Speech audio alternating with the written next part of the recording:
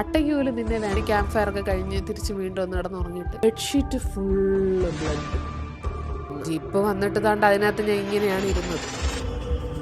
ഒരു പോയിന്റ് എത്തിയപ്പം ഒരു പാറ കണ്ട് ഞാൻ അതിനകത്ത് അങ്ങ് ഇരുന്നു. ഞാൻ ഇരുന്നിട്ട് പറഞ്ഞു എനിക്ക് വയ്യ, അവി പോണെങ്കിൽ പൊക്കോ, താണ്ട് അവരുടെ കൂടെ പൊക്കോ, ഞാൻ താഴെ കാണും, എനിക്ക് വയ്യ, എനിക്ക് ഇതിൽ കൂടുതൽ വ്യൂ ഒന്നും വേണ്ട. ഞാൻ മൂന്നാർ പോയി. പക്ഷെ ഈ പോയ പോക്ക് ഞാൻ ചത്താലും ഞാൻ മറക്കൂല. ആൾക്കാർ ഇങ്ങനെ ചോദിക്കൂലേ, നിങ്ങൾ മൗണ്ടൻ പേഴ്സൺ ആണോ ബീച്ച് പേഴ്സൺ ആണോ? ഈ ബീച്ച് പേഴ്സൺ ആണെന്ന് പറയുന്ന ആൾക്കാരുടെ ഒരു ചേതോ വികാരം എനിക്ക് സത്യം പറഞ്ഞാൽ ഇപ്പോഴും അറിഞ്ഞുകൂടാ. നിങ്ങൾ വല്ല ഗ്രീസിലോ ഇറ്റലിയിലോ ഒക്കെ ഉള്ള ഈ ബീച്ച് ആണെങ്കിൽ എനിക്ക് മനസ്സിലാക്കും. പക്ഷെ കേരളത്തിലുള്ള ബീച്ച് ഇത്രയും ഹ്യൂമിഡിറ്റിയും ചൂടും ആൾ തിരക്കും, ഇതിനിടയ്ക്ക് എങ്ങനെയാണ് നിങ്ങൾ പോയിട്ട് റിലാക്സ് ചെയ്യണത്? ആ വർക്കല പോലും എന്ത് തിരക്കാണെന്നറിയോ, അത് ആ ചൂടും. ഞാനൊരു 100% മൗണ്ടൻ പേഴ്സൺ ആണ്. ആ ഒരു തണുപ്പ്, ആ ഒരു ശാന്തത, അവിടുത്തെ എന്തോ മൗണ്ടൻസ് അതെനിക്ക് ഭയങ്കര ഇഷ്ടമാണ്. അതുകൊണ്ടാണ് എപ്പോഴെങ്കിലും പുറത്തു പോകണമെങ്കിൽ നേരെ മൂന്നാറിനെ വെച്ച് പിടിക്കണം. അടുത്തുമാണ്, അടുത്ത ദിവസം വന്ന് ഓഫീസിൽ ലോഗിൻ ചെയ്യാനും പറ്റും, പെട്ടെന്ന് പോയിട്ട് വരാം. തിരുവനന്തപുരത്തെക്കാട്ടി എളുപ്പമാണേ കൊച്ചിയിൽ നിന്ന്. അങ്ങനെ ഇത്തവണയും ഞാൻ ട്രിപ്പ് പോകാൻ നേരത്തേക്ക് മൂന്നാറിലേക്ക് പോവാന്ന് വിചാരിച്ചു. അപ്പൊ ഇപ്പൊ ഞാൻ ഈ പോവാനിരിക്കുന്ന സ്ഥലം എന്ന് പറയുന്നത് ഒരു 4 വർഷം മുമ്പ് എന്റെ പഴയ കമ്പനിയിൽ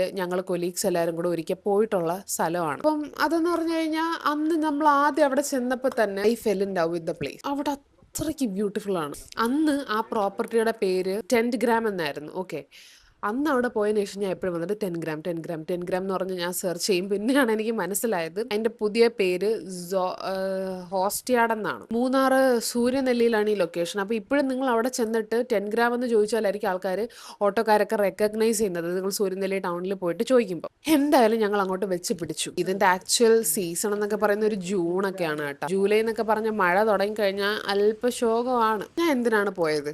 അവിടെ ചെന്ന് കുറച്ചു നേരം ആ മലനിരകളുടെ തണുപ്പിലിരുന്ന് ഒന്നും ചെയ്യാതെ ഇരിക്കുക, ഭക്ഷണം കഴിക്കുക, ആ ഒരു വൈബ് എൻജോയ് ചെയ്യുക. ഇതിനാണ് ഞാൻ പോയത്. പോയപ്പോഴത്തേക്കും അവിടെ ഒരുപാട് ആക്ടിവിറ്റീസ് വരുന്നുണ്ട്. ഇപ്പോൾ പറയുന്ന ഈ ട്രെക്കിങ്, സൈക്ലിങ്, പിന്നെ കുറേ മറ്റേ കയാക്കിങ്, പിന്നെ ഈ ATV, അങ്ങനെ കുറേ സംഭവങ്ങളൊക്കെ ഉണ്ട്. ഇതിലൊന്നും കയറാൻ എനിക്ക് ഒരു പ്ലാനും ഇല്ലായിരുന്നു. പക്ഷെ എൻ്റെ കൂടെ എൻ്റെ ബോയ് ഫ്രണ്ട് വന്നിട്ടുണ്ടായിരുന്നു, അബി. അപ്പോൾ അബിക്കെന്ന് പറഞ്ഞു കഴിഞ്ഞാൽ എവിടെയെങ്കിലും ചെന്ന് കഴിഞ്ഞാൽ അവിടെയുള്ള എല്ലാ ആക്ടിവിറ്റിയിലും കയറി സിപ്പ് ലൈനിലും തൂങ്ങി ഇറങ്ങിയാലൊക്കെ അബിക്ക് അതൊരു ട്രിപ്പ് ആവുള്ളൂ. എന്തായാലും ഞാൻ വരെ ചോക്കി 1-2 പോവാം, മറ്റേ കയാക്കിങ് ഒന്നും കുഴപ്പമില്ലല്ലോ എന്നും വിചാരിച്ച് അങ്ങോട്ട് ചെന്ന് കയറി കൊടുത്തപ്പോഴേ അവിടെ ഭയങ്കര വൈബാണ്, നൈസാണ്. പ്രൈവറ്റ് റൂം ഉണ്ട്. അപ്പോൾ അബി എന്നോട് പറഞ്ഞോണ്ട് നമുക്ക് പ്രൈവറ്റ് റൂം എടുക്കാം, അതാവുമ്പോഴത്തേക്കും നമുക്ക് നമ്മുടെ ഇഷ്ടത്തിന് ഉറക്കം അടിക്കാൻ പറ്റില്ല. ഞാൻ പറഞ്ഞു അബി ഒരു ഡോർം എക്സ്പീരിയൻസ് അല്ലേ വേണ്ടത് എന്നൊക്കെ പറഞ്ഞ് ഫുള്ള് ഞാൻ ഒരു ഡോമിന് വേണ്ടി അബി ഇങ്ങനെ വളർത്തിക്കൊണ്ടുവരാണ്. ഇന്നേവരെ അബി ഡോമിൽ നിന്നിട്ട്. എന്തായാലും ഞങ്ങൾ അവിടെ ചെന്നു. അടിപൊളി പ്രോപ്പർട്ടി, പണ്ട് കണ്ട അതേപോലെ തന്നെ ഉണ്ട്, ഒരു രക്ഷയില്ല. അങ്ങനെ ഞങ്ങള് ഫസ്റ്റ് ഡേ അവിടെ ചെല്ലുന്നു, വി സെറ്റിൽ ഇൻ. അവിടെ ഒരുപാട് പുതിയ ആൾക്കാരെ നമുക്ക് കാണാൻ പറ്റും. നമ്മളെ പോലെ ട്രാവൽ ചെയ്യാൻ വരുന്ന ആൾക്കാരൊക്കെയാണ്. അവരെയൊക്കെ മീറ്റ് ചെയ്തു. Very nice. മല്ലൂസ് ഉണ്ട്, ഇല്ല എന്നല്ല, ബട്ട് മറ്റ് സ്റ്റേറ്റ്സിൽ നിന്നൊക്കെ ഉള്ളവരും ഉണ്ടായിരിക്കും കേട്ടോ. എന്തായാലും നമ്മളവിടെ എല്ലാവരും ചെന്ന് കണ്ട്, ക്യാമ്പ് ഫയർ ഒക്കെ ഉണ്ടായിരുന്നു, വെരി നൈസ്. എന്നിട്ട് എന്ത് പറ്റി, അപ്പൊ അവിടെ ചർച്ച തുടങ്ങി നാളെ രാവിലെ എന്ത് ചെയ്യാം. ഈ ഏർലി മോർണിംഗ് ആണ് ട്രെക്ക് ഒക്കെ. അപ്പൊ ഈ പ്രോപ്പർട്ടി എന്ന് പറഞ്ഞാൽ സൂര്യനെല്ലിയുടെ തൊട്ടടുത്താണ്, ഏറ്റവും വൺ ഓഫ് ക്ലോസസ്റ്റ് സ്റ്റേ ആണ് ടു കൊടുക്കുമലൈ ആൻഡ്. അവിടെ ഒരു ഗ്രൂപ്പ് ഓഫ് ആൾക്കാർ കൊടുക്കുമലൈ പോകാനിരിക്കുകയാണ്. അടുത്ത ഗ്രൂപ്പ് ഓഫ് ആൾക്കാരാണ് ഞങ്ങൾക്ക് ട്രെക്കിങ്ങിന് പോകണമെന്നുണ്ട്, പക്ഷെ എങ്ങോട്ട് പോകണമെന്ന് അറിഞ്ഞൂടാ. എനിക്ക് സത്യം പറഞ്ഞാൽ പോകണമെന്നില്ല. ഞാൻ ആ മലയിൽ അവിടെ അല്ലേ ഇരുന്ന് ഞാൻ കണ്ടോളാം സൂര്യനെ. എൻ്റെ വീട്ടിൻ്റെ അപ്പുറത്ത് താണ്ടി ഇപ്പോഴും സൂര്യൻ ഉദിച്ചുകൊണ്ടിരിക്കുകയാണ്. ഞാൻ ഡെയിലി ബേസിസിൽ കാണുന്ന സാധനമാണ് സൺറൈസ്. അപ്പോൾ എനിക്ക് അങ്ങനെ സൺറൈസ് കാണണമെന്ന് വലിയ തോരയൊന്നും ഇല്ല. പിന്നെ എൻ്റെ കൂടെ വരുന്നവരുടെ കൂടെ ഞാൻ മാനിക്കണമല്ലോ. അങ്ങനെ ട്രെക്കിന് ഇങ്ങനെ പോകാമെന്ന് തീരുമാനിച്ചു. അപ്പോൾ ഞാൻ വിചാരിച്ചു യെസ്, സൂര്യനെല്ലി പോവാം. അതാവുമ്പോൾ എന്താണ്, ജീപ്പ് എന്ന് പറയുമ്പോൾ നമ്മുടെ ജീവൻ പോവും അതിനകത്ത് ഇങ്ങനെ ഇരിക്കുമ്പോഴത്തേക്കും. അപ്പം ജീപ്പിൽ കയറി പോവാം എന്നുള്ള ഒരു കോൺസെപ്റ്റിലാണ് ഞാൻ ഇരുന്നത്. കാരണം സൂര്യനെല്ലി വ്യൂ പോയിന്റ് എന്ന് പറഞ്ഞു കഴിഞ്ഞാൽ ജീപ്പിൽ നമ്മൾ അവിടെ കൊണ്ട് ഇറക്കിയിട്ട് നമുക്ക് അധികം ഇല്ല ട്രെക്ക് ചെയ്യാൻ. അവരവിടെ കൊണ്ടിറക്കും, ജസ്റ്റ് ഒന്ന് നടന്നു പോയി സൺറൈസ് കാണാം. പിന്നെ ആൾക്കൂട്ടമായിരിക്കും, ആളും ബഹളമൊക്കെ ഉണ്ടായിരിക്കും, എന്നാലും കുഴപ്പമില്ല, സൺറൈസ് അത്ര ബ്യൂട്ടിഫുൾ ആണ്. അപ്പോഴാണ് അവിടുത്തെ ആൾക്കാർ പറഞ്ഞത്, സൂര്യനെല്ലിയിൽ ഇപ്പൊ മഴയൊക്കെ അല്ലേ, സൺറൈസ് കാണാൻ പറ്റുമെന്നുള്ള ഡൗട്ടാണ്. പക്ഷേ അതൊക്കെ മേളിലൊരു പീക്കുണ്ട്, ബോസ് പീക്ക്. അപ്പൊ ഞാൻ വിചാരിച്ചു യെസ്, സാധാരണ ആൾക്കാരാണ് സൂര്യനെല്ലി പോകുന്നത്, നമുക്ക് അതൊന്നും പോരാ, നമുക്ക് ബോസ് പീക്കിൽ തന്നെ പോകണമെന്ന് പറഞ്ഞു. ഒരു വൈകുന്നേരം ആയ സമയത്തൊക്കെയാണ് എല്ലാവരും ബോസ് പീക്കിനെ പറ്റിയൊക്കെ സംസാരിക്കണം. അപ്പൊ എന്റെ വിചാരം എന്താണ്, രാത്രി ആകുമ്പോൾ എല്ലാവരും മറന്നു, നമുക്ക് കയറി കിടന്നുറങ്ങിയിട്ട് നാളെ രാവിലെ എണീറ്റ് ഭക്ഷണം കഴിച്ച് ഇവിടെ ഇരുന്ന് ചില്ല് ചെയ്യാന്ന്. പക്ഷെ അങ്ങനെയല്ല, ഒരു വൈകുന്നേരം കഴിഞ്ഞപ്പോഴത്തേക്ക് എല്ലാത്തിനും അങ്ങ് ബോസ് പീക്കിൽ പോയേ പറ്റുള്ളൂ. അപ്പം ഞാൻ അയാളോട് ചോദിച്ചു, ഇത് ആക്ച്വലി ഇത് ബോസ് പീക്കൊക്കെ കൊള്ളാം, പക്ഷേ ഇത് എത്ര നമ്മൾ ട്രെക്ക് ചെയ്യാനുണ്ടാ? പറഞ്ഞു ബോസ് പീക്ക് അല്ലേ ട്രെക്ക്, സൗത്ത് ഇന്ത്യയിലെ വൺ ഓഫ് ദ ടോപ്പസ്റ്റ് പോയിന്റ്സ് ആണ്. അപ്പം ഞാൻ പറഞ്ഞു ഒരുപാട് നടക്കാനുണ്ട്. അപ്പം പറഞ്ഞു അയ്യേ ജസ്റ്റ് 30 മിനിറ്റേ ഉള്ളൂ, നിങ്ങളൊരു പോയിന്റ് വരെ ജീപ്പിൽ കൊണ്ടാക്കും, നമ്മൾ കൊടുക്കല മല പോണ പോലെ തന്നെ, പിന്നെ ജസ്റ്റ് ഒരു 30 മിനിറ്റ് നടക്കാനുള്ള സാധനമേ ഉള്ളൂ. അവിടെ തണുപ്പെന്ന് പറഞ്ഞു കഴിഞ്ഞാൽ എൻ്റെ ദൈവമേ, എൻ്റെ കണ്ണ് മൂക്ക് മാത്രമേ പുറത്താണെന്നുണ്ടെങ്കിൽ എൻ്റെ കിഡ്നി വരെ മരവിച്ചിരിക്കുന്ന അവസ്ഥയാണ്. അപ്പം നമ്മൾ ഇതൊക്കെ അല്ലേ ഒരു എക്സ്പീരിയൻസ്, ചുമ്മാ അവിടെ തിന്നും കുടിച്ച് കിടക്കാൻ വേണ്ടി പോയ ഞാനാണ്. അപ്പം എൻ്റെ കൂടെ ഉള്ള ഒരു അഭിയൊക്കെ വാവ് നമുക്ക് ബോസ് പീക്കിൽ പോവാം, ഞാൻ ഇതൊരു ബോസ് പീക്ക് ട്രെക്ക് ചെയ്തിട്ടില്ല.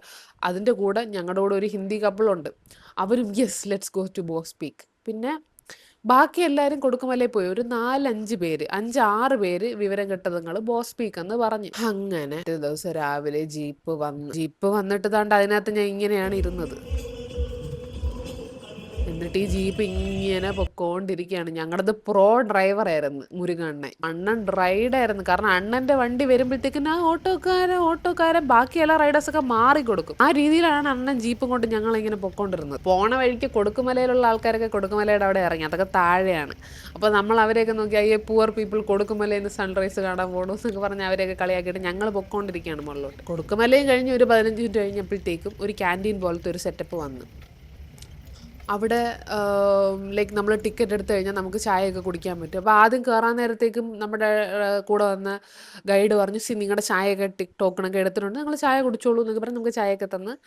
അപ്പോഴേ നമുക്ക് മനസ്സിലായി ഒരു അന്തം വിട്ട കാറ്റ്. ഈ കാറ്റ് നിൽക്കണല്ലോ, ഒന്ന് പിടിക്കാതെ നിന്ന് കഴിഞ്ഞാൽ ചിലപ്പോൾ ഈ കാറ്റ് കൊണ്ടുപോയി കളയും. ആ അവസ്ഥയിലുള്ള ഈ കാറ്റും കൊണ്ട് നമ്മൾ വിചാരിച്ച് യെസ് ഇനിയിപ്പോൾ കുറച്ചങ്ങോട്ട് കയറിയാൽ പോരെ, പോവാന്ന് വിചാരിച്ച് ചായയൊക്കെ കുടിച്ച് എല്ലാവരും റെഡിയല്ലേ. ഞാൻ പറഞ്ഞ 4-4:30 മണിയാണ് രാവിലെ. ചായയൊക്കെ കുടിച്ച് സെറ്റായി ഞങ്ങൾ അങ്ങ് നടക്കാൻ തുടങ്ങി. ആലോചിക്കണം, എൻ്റെ കയ്യിൽ ഗിംബലുണ്ട്, ഫോണുണ്ട്, അവിടുത്തെ അവർ നമുക്ക് ഗൈഡ് വെള്ളത്തിൻ്റെ കുപ്പി തരും. എൻ്റെ കൂടെ വന്ന ഒരു ഗ്രൂപ്പ് ഓഫ് ആൾക്കാരുടെയും ഞങ്ങളുടെയും വെള്ളമുണ്ട്. ഈ എല്ലാ വെയിറ്റും പിടിച്ചുകൊണ്ടാണ് ഞാൻ നടന്ന് കുറച്ച് കയറിയപ്പോൾ കൊള്ളാം കേട്ടോ. കുറച്ച് കയറിയപ്പോൾ കൊള്ളാമെന്ന് പറഞ്ഞാൽ മറ്റേ മൂന്നാറിൻ്റെ ടീ എസ്റ്റേറ്റുകളും അതൊക്കെ നമുക്ക് ആ ടോപ്പിൽ നിന്ന് ഭയങ്കര നൈസായിട്ട് കാണാൻ പറ്റും. അപ്പോൾ ഞാൻ വിളിച്ചു വാട്ട് എ വണ്ടർഫുൾ വേൾഡ് എന്നുള്ള രീതിയിൽ നമ്മളിങ്ങനെ കയറിക്കൊണ്ടിരിക്കുകയാണ്. കയറി കുറച്ച് കഴിഞ്ഞപ്പോഴത്തേക്ക് സൂര്യൻ നമ്മുടെ ആ ഒരു ഏരിയയിലൊക്കെ എത്തിയതുപോലെ ഫീൽ ചെയ്യണം. കാരണം വെളിച്ചം വീണ് തുടങ്ങിയപ്പോൾ നമ്മൾ അവിടെ നിൽക്കുന്നു, ഫോട്ടോ ഒക്കെ എടുക്കുന്നു. അരേ വാ ബ്യൂട്ടിഫുൾ. കുറച്ച് കഴിഞ്ഞ് നമ്മളിങ്ങനെ പൊക്കോണ്ടിരുന്നപ്പോഴത്തേക്ക് ഞാൻ കുറച്ചുകൂടെ ഒരു ഇത് കയറി നോക്കിയപ്പോഴത്തേക്ക് താഴെ വീണ്ടും കുറച്ചുകൂടെ ടീ എസ്റ്റേറ്റ് കാണാൻ പറ്റും. എന്നിട്ട് ഇങ്ങനെ മുകളിലോട്ട് നോക്കുമ്പോഴത്തേക്കും പിന്നെ ഒരു 2 റൗണ്ട് കൂടെ കയറി കഴിഞ്ഞാൽ നമുക്ക് ടോപ്പ് എത്തുമെന്ന് തോന്നും. കാരണം പിന്നെ മഞ്ഞ് മാത്രമേ ഉള്ളൂ. പിന്നെ നമ്മൾ 2 റൗണ്ട് കയറുമ്പോഴത്തേക്ക് പിന്നെ നമുക്ക് തോന്നും പിന്നെ 2 റൗണ്ടും കൂടെ ഉള്ളൂ, അതിന് മുകളിൽ മഞ്ഞാണ്. അപ്പം ഇതൊരു നെവർ എൻഡിങ് ലൂപ്പ് പോലെ ഇങ്ങനെ കിടക്കുകയാണ്. ഒരു പോയിന്റ് എത്തിയപ്പോഴത്തേക്ക് എനിക്ക് ശ്വാസമൊന്നും കിട്ടണില്ല. എൻ്റെ അമ്മച്ചി, ഞാൻ ചുമ്മാ അവിടെ വെല്ലോ കഴിച്ചോണ്ട് കിടക്കാൻ വന്ന ഞാൻ കുറച്ചങ്ങോട്ട് പോയപ്പോഴത്തേക്ക് ഇനി ശ്വാസവും കിട്ടണില്ല. ഇത് എന്തോന്നടേ ഇത്, ഫുള്ള് മഞ്ഞും കാറ്റിങ്ങോട്ട് അടിക്കാൻ തുടങ്ങി. അപ്പോഴത്തേക്കും എൻ്റെ കൂടെ ഉള്ളത് 2 മറ്റേ ഈ കടുക് മണി പോലെ അത് കയറി അങ്ങ് പോയി. പിന്നെ 2 പയ്യന്മാരുണ്ടായിരുന്നത്, അവരിങ്ങനെ കയറി നടന്നുകൊണ്ടിരിക്കുകയാണ്. ഞാനും അബി ലാസ്റ്റ് പോവുകയാണ്. കാരണം അബിക്ക് നേരത്തെ പോകാൻ പറ്റും, എന്നാലും ഞാനിങ്ങനെ കതച്ച് പോകണോണ്ട് അബി എൻ്റെ കൂടെ വന്നുകൊണ്ടിരിക്കുകയാണ്. അവസാനം ഒരു പോയിന്റ് എത്തിയപ്പോഴത്തേക്കും എനിക്ക് വയ്യായേ എന്നൊക്കെ ഞാൻ പറഞ്ഞപ്പോഴത്തേക്കും അവർ മറ്റേ മുകളിലെത്തിയ ആൾക്കാർ യു ക്യാൻ ഡു ഇറ്റ് പൂജ, വാ യു ക്യാൻ ഡു ഇറ്റ് എന്നൊക്കെ പറഞ്ഞാൽ അവിടെ നിന്ന് അവർക്ക് അറിഞ്ഞുകൂടല്ലോ നമ്മൾ 8 മണിക്കൂർ കമ്പ്യൂട്ടറിന് മുമ്പ് ഇരിക്കുന്നവരാണ്, ദേഹം അനങ്ങാത്തവരാണെന്നൊന്നും അവർക്ക് അറിഞ്ഞുകൂടല്ലോ. അവർ വിളിച്ചുകൊണ്ടിരിക്കുകയാണ്. ഞാൻ പറഞ്ഞു ശരി പോവാം എന്നുള്ള രീതിയിൽ ഞാനും വീണ്ടും പൊക്കോണ്ടിരുന്നു. ഒരു പോയിന്റ് എത്തിയപ്പം ഒരു പാറ കണ്ട് ഞാൻ അതിനകത്ത് അങ്ങ് ഞാൻ ഇരുന്നിട്ട് പറഞ്ഞു എനിക്ക് വയ്യ, അവി പോണെങ്കിൽ പൊക്കോ, അതാണ്ട് അവരുടെ കൂടെ പൊക്കോ, ഞാൻ താഴെ കാണും, എനിക്ക് വയ്യ, എനിക്ക് ഇതിൽ കൂടുതൽ വ്യൂ ഒന്നും വേണ്ട.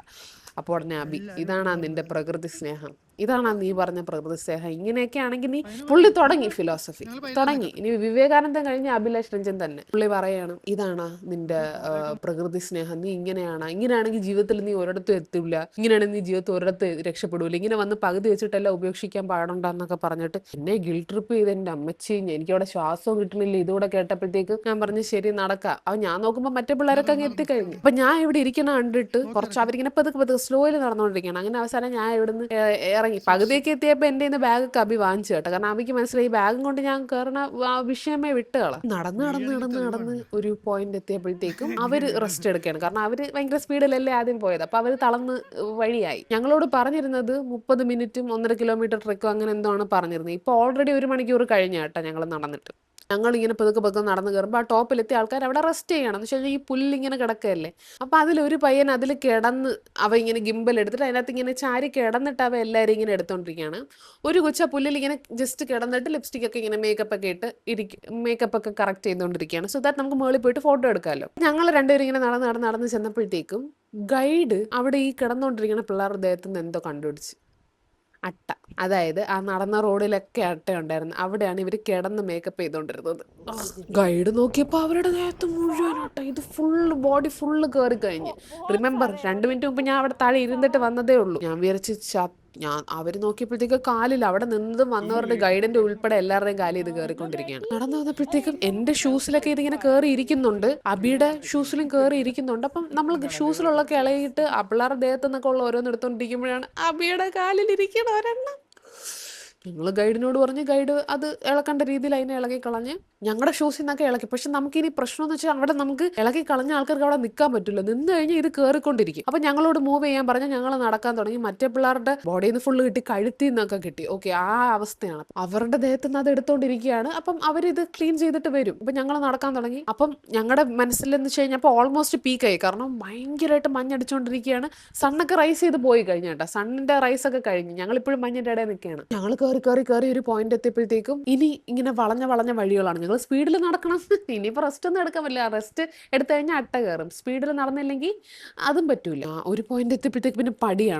ഈ പടിയും കയറി ഒരു പോയിന്റ് എത്തിയപ്പോൾ ഇങ്ങനത്തെ കാറ്റെന്ന് പറഞ്ഞു കഴിഞ്ഞാൽ കാറ്റും മഞ്ഞും. എനിക്ക് അബിനെ കാണാം, അബിക്ക് എന്നെ കാണാം, വേറെ ഒന്നും കാണാൻ പറ്റൂല. ഫുള്ള് കാറ്റും മഞ്ഞും അത് തന്നെ. ആ പോയിന്റ് എത്തിയപ്പോഴത്തേക്ക് എനിക്ക് മനസ്സിലായി ഇനി ആ ടോപ്പിൽ ചെന്ന് കഴിഞ്ഞാൽ ഈ മഞ്ഞ് മാത്രമേ കാണാവുള്ളൂ. ഞാൻ അബിയുടെ അടുത്ത് പറഞ്ഞ് അബി പൊക്കോ, എന്റെ പ്രകൃതി സ്നേഹം ഇവിടെ തീർന്നു, ഞാൻ പോവേണ്, താഴെ കാണും. അപ്പൊ അബിക്ക് മനസ്സിലായി ഇനി എന്നോട് പറഞ്ഞിട്ട് കാര്യമില്ല, ഫിലോസഫി പോയിട്ട് സൈക്കോളജി പോലും വർക്കാവാൻ പോണില്ല. അങ്ങനെ ഞങ്ങൾ താഴോട്ട് ഇറങ്ങിയപ്പോൾ അവിടെ വെച്ചിട്ട് ഗൈഡ് ഞങ്ങളുടെ ഇങ്ങനത്തെ കുറച്ച് ഫോട്ടോസൊക്കെ എടുത്ത് തന്നു. ഗൈസ്, ഈ വീഡിയോ എഡിറ്റ് ചെയ്തുകൊണ്ടിരുന്നപ്പോഴാണ് അതിനകത്ത് അബി ഞാൻ നിൽക്കണുണ്ട് കഴിഞ്ഞാൽ ജാദുവിനെ പിടിച്ചുകൊണ്ട് ഹൃത്തിക് റോഷൻ നിൽക്കണ പോലെ ഉണ്ട്. എടുത്ത് വന്നിട്ട് ഞങ്ങൾ താഴോട്ട് ഇറങ്ങിയപ്പോഴത്തേക്ക് അബി എന്നെ കുറ്റം പറഞ്ഞോണ്ട് അബിയുടെ മുഖത്ത് കട്ട ഡിസപ്പോയിൻമെന്റ്. ഇവളെയൊക്കെ കൊണ്ടാണ് ഞാൻ ട്രെക്കിങ്ങിന് ഇറങ്ങിയത്, ഇവക്കൊക്കെ ഇവളൊക്കെ എന്നുള്ള ഫുള്ള് ഡിസപ്പോയിൻമെന്റ്. അബിക്ക് എന്നിലുള്ള പ്രതീക്ഷയെ നഷ്ടപ്പെട്ട്. ഞാൻ അബിയോട് പറഞ്ഞുകൊണ്ടിരിക്കുകയാണ്, Abi I think we took the right decision, നമ്മൾ കറക്റ്റ് ആയിട്ടുള്ള കാര്യമാണ് ചെയ്യുന്നതൊക്കെ ഞാൻ അബി കൺവിൻസ് ചെയ്യാൻ ശ്രമിച്ചുകൊണ്ടിരിക്കുകയാണ്. അബിയാണെങ്കിൽ സ്പീച്ചാ വന്നിരിക്കുന്ന ട്രക്ക് ചെയ്യാൻ വയ്യാത്തവൾ. എന്നിട്ട് അബി പറയാണ് ബോസ് പീക്കിന്റെ താണ്ട് ഇത്ര എത്തിയപ്പോഴാണ് നമ്മൾ തിരിച്ചു വന്നത്. ഞാൻ അപ്പം പറഞ്ഞ് എനിക്ക് കാണണ്ട ബോസ് പീക്ക്, ആ കണ്ട മഞ്ഞൊക്കെ മതി എന്ന് പറഞ്ഞോട്ട് ഞാൻ ഇങ്ങനെ പറഞ്ഞുകൊണ്ടിരിക്കുമ്പോൾ അബി നടന്ന് അപ്പം ഞാൻ ആലോചിക്കുകയാണേ, ഇത്രയും ജീവനും കൊണ്ട് അവിടെ കയറിയിട്ട് ഇനിയിപ്പോൾ ഇത്രയും താഴെ കൂടെ നടക്കാനാ. അവിടെ കുറച്ച് ജീപ്പുകൾ കിടക്കുന്നുണ്ട്. ഒരു ജീപ്പിൻ്റെ അവിടെ എത്തിയപ്പോൾ ഞാൻ പറഞ്ഞ് ഈ അവരുടെ ഭാഷ ഏതാണെന്നൊന്നും എനിക്കറിയാം. ഞാൻ പറഞ്ഞ അണ്ണ ബൈ ചേട്ടാ ഞങ്ങളൊന്ന് താഴെ എത്തിച്ചേരുമോ, ഞാൻ കാല് പിടിക്കാം എന്നൊക്കെ പറഞ്ഞപ്പോഴത്തേക്ക് അങ്ങേര് പറഞ്ഞ് മലയാളിയായിരുന്നു, കയറിക്കോളാൻ പറഞ്ഞു. ഞാൻ പറഞ്ഞു അപ്പം അങ്ങേർക്ക് സത്യം പറഞ്ഞാൽ ഞാൻ ചത്തു എന്നുള്ള ഒരു ഇത് തോന്നിയിട്ടാണ് അങ്ങേരെ താഴെ എത്തിച്ചേരാന്ന് പറഞ്ഞത്. ഞാൻ പറഞ്ഞു അണ്ണ പൈസ എന്തോന്നും എത്ര വേണമെങ്കിലും തരാം, കുടുംബം വേണമെങ്കിലും എഴുതി തരാം, എന്നെ ഒന്ന് താഴെ എത്തിച്ചേരുമോ എന്ന് ഇങ്ങനെ ചോദിച്ചപ്പോൾ പറഞ്ഞ് ഒന്നും വേണ്ട, കയറിക്കോളാൻ പറഞ്ഞു. ഞങ്ങള് ആ ജീപ്പി കയറിയിരുന്നു. അപ്പൊ അയാളുടെ ക്ലയൻസും ഇനി മുകളിൽ നിന്ന് വരാനുണ്ട്. ഞങ്ങൾ ജീപ്പി കയറിയിട്ട് എന്തെന്നാണ് ചെയ്യുന്നത്, ഞങ്ങൾ ഫുള്ള് ചെക്കിംഗ് ആണ്. വല്ല അട്ടയും വല്ലയിടത്തും കയറിയിട്ടുണ്ടാവും, സോക്സിലും അവിടെ ഇവിടെയൊക്കെ ഇത് കയറിയിരിക്കണം. അപ്പൊ ഞങ്ങൾ ഉള്ളതിനൊക്കെ ഇങ്ങനെ എടുത്ത് കളഞ്ഞ് നമ്മൾ സെറ്റായി. ഞങ്ങളുടെ അതിനകത്ത് ഇനി ഒന്നുമില്ല. അപ്പം അയാളുടെ ക്ലയൻസും വന്നു. മൈൻഡ് യു മറ്റേ അവിടെ ക്ലീൻ ചെയ്തിട്ട് ഞങ്ങളുടെ കൂടെ വന്ന ആൾക്കാരൊക്കെ ഇപ്പോഴും ട്രക്ക് ചെയ്തുകൊണ്ടിരിക്കുകയാണ്. തിരിച്ചു വരുന്ന വഴി ഞങ്ങൾ അവരെ കണ്ടപ്പോൾ ഞങ്ങൾ അവരോട് പറഞ്ഞു നിങ്ങൾ പോയിട്ട് വാ, എനിക്കില്ല, ഞാൻ മതിയായെന്ന് പറഞ്ഞിട്ട് ഞാൻ ഇറങ്ങി. ദൈവം സഹായിച്ച് ആ ജീപ്പുകാരൻ ഞങ്ങളെ മറ്റേ ആ ചായക്കടയൊക്കെ ഉള്ള ആ ക്യാൻറ്റീൻ്റെ സെറ്റപ്പ് ഉണ്ട് ഇവരുടെ, അവിടെ കൊണ്ട് ഇറക്കി തന്നപ്പോൾ ഞാൻ നന്ദി ഉണ്ടണ്ണ എന്ന് പറഞ്ഞിട്ട് ഞങ്ങൾ ഇറങ്ങിയിട്ട് ചായ കുടിക്കുക. ഇനി വയ്യ, ഞങ്ങൾ മരവിച്ചെന്ന് പറഞ്ഞു കഴിഞ്ഞാൽ തടിക്കഷ്ണം പോലെ. ഇപ്പം എന്നെ തൊട്ടാൽ അറിയാൻ പറ്റൂല, എൻ്റെ കൈയും കാലും ഒരു തടിയാണ്, മുഖം കുറച്ച് ഭാഗം മാത്രമേ എനിക്ക് ഫീൽ ചെയ്യാൻ പോലും പറ്റുള്ളൂ. അപ്പം അവിടെ കൊണ്ട് ഇറക്കി ഞങ്ങൾ ചായ ഓർഡർ ചെയ്തു. ഇടിയെട്ടിയവനെ പാമ്പ് അടിച്ചെന്ന് പറയണ പോലെ അവിടെ ചെന്നപ്പോൾ ഒരു ചായക്ക് 100 രൂപ. കുഴപ്പമില്ല, ഞങ്ങൾ 200 രൂപയുടെ 5000 രൂപയുടെ ചായ കുടിക്കാനും ഞങ്ങൾ റെഡിയാണ്. അവിടെ ചെന്ന് 100 രൂപയുടെ 200 രൂപയുടെ ചായയൊക്കെ അവിടെ കൊണ്ട് ടോക്കൺ കൊടുത്തപ്പോഴത്തേക്ക് അങ്ങേരെ പറയാണ് നിങ്ങൾ ഇങ്ങോട്ട് ടിക്കറ്റ് എടുത്തല്ലേ. ഞങ്ങൾ പറഞ്ഞ ആ ടിക്കറ്റ് എടുത്താണ്.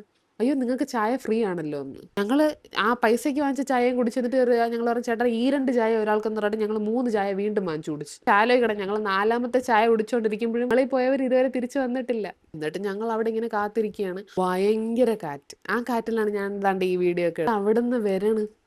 ആ കടുക് മണികളും ആ മേളിൽ പോയ 2 പേരും ഇവരെല്ലാരും കൂടെ തിരിച്ചു വന്നപ്പോഴത്തേക്കും ഞങ്ങൾ ഫസ്റ്റ് നോക്കി പോറലൊന്നും ഇല്ലാതെ എല്ലാവരും എത്തിയിട്ടുണ്ടല്ലോ. എന്നിട്ട് ഞാൻ ചോദിച്ചു എങ്ങനെ ഉണ്ടായിരുന്നു ബ്രോ മോളിൽ. അപ്പോഴാണ് അവർ പറയുന്നത്, എൻ്റെ പൊന്നുമക്കളെ നിങ്ങൾ വരാതിരുന്നത് നന്നായി. മോളിൽ ചെന്നപ്പോഴത്തേക്ക് അവിടെ മഴയും തന്നെ ചുറ്റും മഞ്ഞ് മാത്രം. എന്നിട്ട് ഫോട്ടോ എടുക്കാന്ന് വെച്ച് കഴിഞ്ഞാൽ ആ ബാക്ക്ഗ്രൗണ്ടിൽ വെള്ള കളർ. അപ്പോൾ ഇവർ പാസ്പോർട്ട് സൈസ് ഫോട്ടോ എടുത്തുകൊണ്ടാണ് തിരിച്ചു വന്നത്. അപ്പോഴാണ് എനിക്കൊരു ശ്വാസം വീണത്. അല്ലെങ്കിൽ എനിക്കറിയാമായിരുന്നു അവിടെ പോയിട്ട് പ്രത്യേകിച്ച് കാര്യമൊന്നുമില്ലെന്ന്. അങ്ങനെ ഞങ്ങൾ തിരിച്ചിറങ്ങി വന്നിട്ട് അവർക്ക് അവരുടെ ലെഗ്സും മുഴുവനെല്ലാം ചെക്ക് ചെയ്തപ്പോഴത്തേക്ക് അതിനകത്ത് ഒരു പയ്യന്റെ ബോഡിയിൽ പിന്നെ ഒരു ലീച്ച് ഉണ്ടായിരുന്നു. അതിങ്ങനെ ബ്ലഡ് സക്ക് ചെയ്ത് അവന്റെ ഇത് ലൈക്ക് പാന്റ് മുഴുവൻ ബ്ലഡൊക്കെ ആയിരുന്നു. എന്നാലും സീനില്ല. അതിനൊക്കെ എടുത്ത് കളഞ്ഞ് അവരെല്ലാവരും കുളിച്ച് റെഡിയായി. ഞാനും കുളിച്ചൊക്കെ റെഡിയായി. എന്നിട്ട് ഞങ്ങൾ അന്ന് കുറേ നേരം സ്പെൻഡ് ചെയ്ത് അതെല്ലാം കഴിഞ്ഞ് ഞങ്ങൾ വൈകിട്ട് കിടന്ന് ഉറങ്ങി. ഞാൻ ഉറക്കം എണീറ്റപ്പോഴത്തേക്കും അപ്പം ആലോചിക്കണം, ഇത്രയും ട്രെക്ക് ചെയ്തിട്ടും അവിടെ എല്ലാവരുടെയും ബോഡിയിൽ നിന്ന് ലീച്ചിനെ കട്ടി, പക്ഷെ എന്നെ മാത്രം ലീച്ച് കടിച്ചില്ല. അപ്പം ഞാൻ അവരോട് ഇങ്ങനെ പറയാണ്, നിങ്ങളെയൊക്കെ ലീച്ച് കടിച്ചു, പക്ഷെ എൻ്റെ ദേഹത്ത് മാത്രം കിട്ടിയില്ല. അപ്പം അവർ പറഞ്ഞു, ലീച്ചിന് പോലും നിന്നെ വേണ്ടല്ല, അട്ടയ്ക്ക് പോലും നിന്നെ വേണ്ടേ എന്നൊക്കെയായിരുന്നു എന്നോട് ചോദിച്ചത്.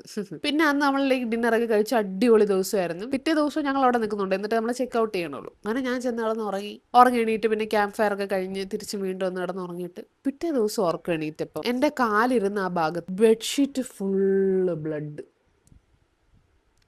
Bedsheet full blood. ഞാൻ ബെഡിൽ നിന്ന് ഇറങ്ങി വന്നപ്പോഴത്തേക്കും എൻ്റെ കാല് പോയ ഭാഗത്തെല്ലാം ബ്ലഡ്. ബാക്കി എല്ലാവരുടെയും ട്രെക്കിംഗ് സമയത്ത് ഈ അട്ട രക്തം കടിച്ച് അട്ടേനെ എടുത്ത് കളഞ്ഞ്. എൻ്റെത് മിഡ് നൈറ്റ് മീൽ എൻജോയ് ചെയ്യായിരുന്നു.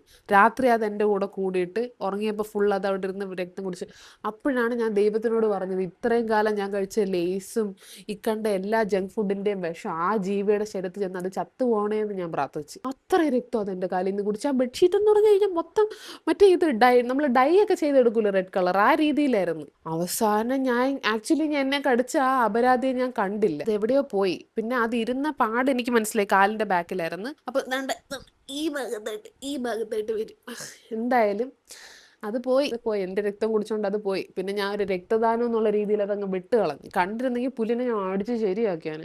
അങ്ങനെ എനിക്കും കിട്ടി. പക്ഷെ നല്ലൊരു എക്സ്പീരിയൻസ് ആയിരുന്നു. പോയി അട്ടയുടെ കടിയൊക്കെ കൊണ്ട് എന്തായാലും അട്ട എങ്ങനെ ഇരിക്കും എന്നൊക്കെ ഉള്ളതൊക്കെ മനസ്സിലായി.